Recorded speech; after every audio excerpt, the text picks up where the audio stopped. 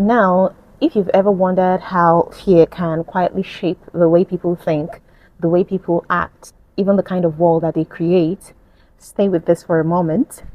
March 14, a society living in fear very often, actually inevitably, produces in form that which it fears the most, or it fears most.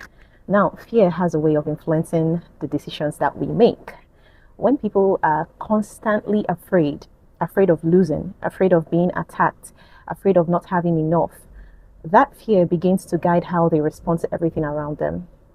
And when fear becomes the main force behind decisions, it often leads to actions that bring more of the very thing these people were trying to avoid. And then you see it when people assume that others can be trusted. So they start treating everyone with suspicion.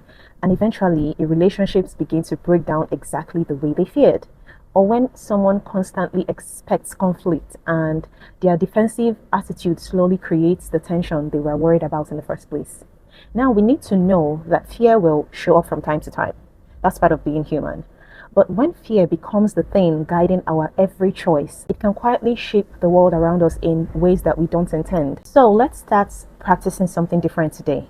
When fear arises, instead of letting it rush us into a reaction, let's pause and breathe and ask ourselves, what decision would come from clarity instead of panic? Because the world we experience is often shaped by the energy we choose to act from.